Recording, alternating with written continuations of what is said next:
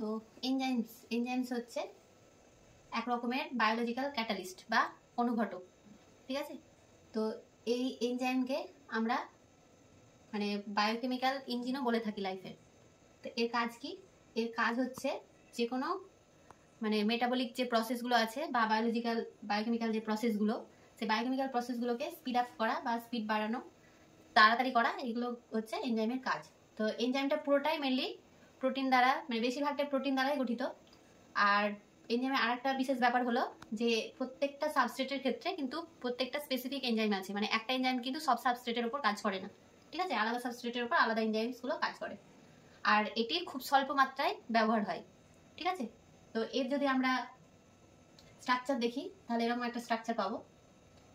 এটা হচ্ছে অ্যাপোএনজাইম, এটা হচ্ছে অ্যাপোএনজাইম ও কোফ্যাক্টর, এই দুটো পার্ট মিলিয়ে মেনলি আমাদের এই হলো এনজাইম বা এনজাইমটা তৈরি হচ্ছে, ঠিক আছে।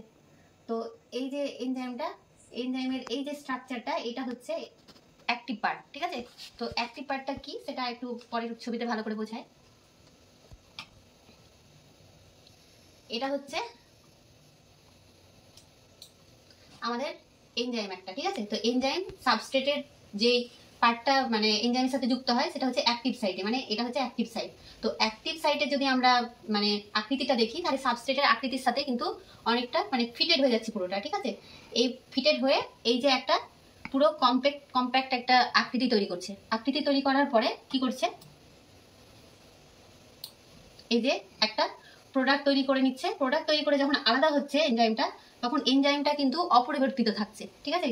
যেমন এই যে আগের যে এনজাইমটা ছিল সেই এনজাইমটার আকৃতি আর এই যে পরে প্রোডাক্ট তৈরির পরে যে এনজাইমের আকৃতি, এই দুটো কিন্তু সেম, এর মধ্যে কোনো পরিবর্তন নেই। কারণ প্রথমে বললাম যে এনজাইম নিজে রিয়াকশনে অংশগ্রহণ করে কিন্তু নিজে অপরিবর্তিত থাকে, পরিবর্তন হয় না কোনো।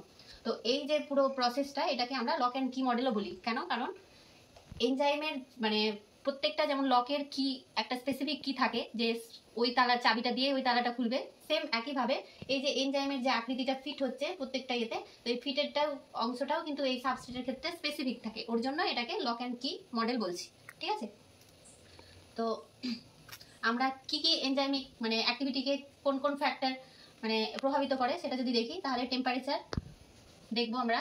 Temperature, water, pH, substrate, enzyme, inhibitors, end product, activators, radiation, এইসব জিনিসগুলো আমাদের মানে এনজাইমিক যে প্রসেসটা সেটাকে প্রভাবিত করছে। কিভাবে? যেমন টেম্পারেচার একটা স্পেসিফিক, যেমন মানুষের ক্ষেত্রে 37 ডিগ্রি টেম্পারেচারে যেমন এনজাইমিক প্রসেসটা খুব ভালো একটা মানে রেজাল্ট দেয়।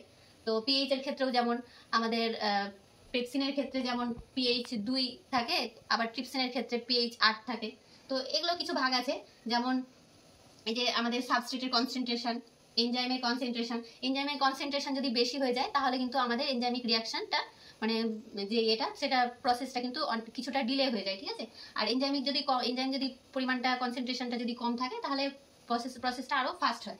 তো ইনহিবিটরও যেমন দুই রকমের ইনহিবিটর থাকে, একটা কম্পিটিটিভ ও নন কম্পিটিটিভ, ঠিক আছে। তো নন কম্পিটিটিভ ও নন কম্পিটিটিভ ইনহিবিটর কিভাবে আমাদের প্রভাবিত করছে এটা যদি এই ছবিতে ভালো করে দেখি, তো এই যে কম্পিটিটিভ ইনহিবিটরগুলো এনজাইমের মানে বিভিন্ন অংশে এই যে সাবস্ট্রেট যে অ্যাক্টিভ সাইটে মানে যোগ হওয়ার যে চেষ্টা করছে, এই অ্যাক্টিভ সাইটে সাবস্ট্রেটের সাথে কম্পিটিশন করে, ঠিক আছে, কম্পিটিটিভ পার্ট। তো কম্পিটিটিভ ইনহিবিটর মানে যেহেতু এর সাথে সাবস্ট্রেটের সাথে যেহেতু একটা কম্পিটিশন তৈরি করছে, সেহেতু আমাদের এইখানেও কিন্তু এনজাইমিক যে প্রসেসটা এটা একটু ডিলে হয়, ঠিক আছে। আর নন কম্পিটিটিভ যেই মানে ইনহিবিটর আছে সেটা কিভাবে প্রভাবিত করছে, সেটা আমাদের এনজাইমের পার্টের যে কোনো অংশে একটা মানে যোগ হয়, তারপরে ওই যে শেপটা আমাদের প্রপার যে শেপটা ওটা একটু পাল্টে দেয়। এই পাল্টে দেওয়ার জন্য সাবস্ট্রেটটা পুরোপুরিভাবে ফিট হয় না, এভাবেও প্রভাবিত করে, ঠিক আছে। এই দুটো গেল। এবার যদি আমরা এর ভাগ দেখি এনজাইমের, তো মেইনলি এনজাইমটা 6 রকমের হয়, ঠিক আছে। কি কি হয়? একটি হচ্ছে অক্সিডো রিডাকটেজেস, আর উদাহরণ হিসেবে দেখা যেতে পারে অক্সিডেজ ডিহাইড্রোজিনেস। তো এর কাজ কি? এর কাজ হচ্ছে এটি রেডক্স রিঅ্যাকশনে সাহায্য করে, ঠিক আছে। ট্রান্সফারেজ, এটির উদাহরণ হিসেবে যদি দেখি তো ট্রান্সফারেজ কাইনেজ এই ধরনের বিক্রিয়াতে এই ট্রান্সফারেজ মানে এনজাইমটা কাজ করে। তো এটির কাজ কি? এটি কাজ করে হচ্ছে আমাদের অ্যামোনিয়া ও ফসফেট গ্রুপকে মানে আলাদা করতে সাহায্য করে। তো হাইড্রোলেজেস উদাহরণ হিসেবে কি? নিউক্লিয়েস, প্রোটেজ। তো এগুলোর কাজ কি? এগুলো হচ্ছে হাইড্রোলাইসিস যে রিঅ্যাকশনটা আছে সেটিতে সাহায্য করে, ঠিক আছে। আর লাইসেজেস কার্বক্স উদাহরণ হচ্ছে ডি কার্বক্সিলেজ, অ্যালডোলেজ। তো এটি হচ্ছে মানে হাইড্রোলাইসিস যে রিয়াকশনটা আছে সেটি ছাড়াই কোনো গ্রুপকে আলাদা করতে এই প্রসেসটা কাজে লাগে। তো আইসোমারেজ কি করছে? আইসোমারেজ হচ্ছে মানে আমাদের কোনো কি বলবো, ওই মলিকিউলগুলো যেগুলো আছে সেই মলিকিউলের মধ্যে যেই অ্যাটমসগুলো আছে সেই অ্যাটমসগুলোর যে অ্যারেঞ্জমেন্ট, সেই অ্যারেঞ্জমেন্টটা পুনরায় অ্যারেঞ্জ করার জন্য মানে এই আইসোমারেজ এনজাইমটা কাজ করে। আর লাইগেজটা কি করছে?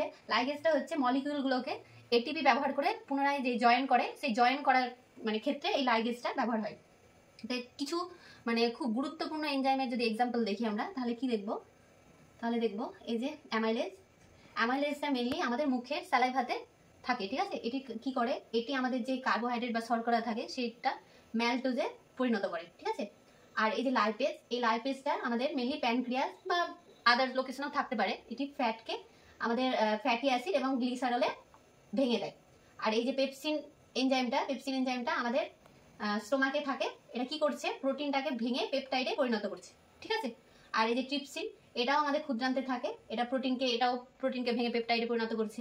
আর ল্যাকটেজ কি করছে? ল্যাকটেজ ডেইরি প্রোডাক্ট বা ল্যাকটোজকে কি করছে? গ্লুকোজ এবং গ্যালাক্টোজে ভেঙে দিচ্ছে, ঠিক আছে? এটাও কিন্তু আমাদের ক্ষুদ্রান্তে অবস্থিত, মানে স্মল ইন্টেস্টাইনে।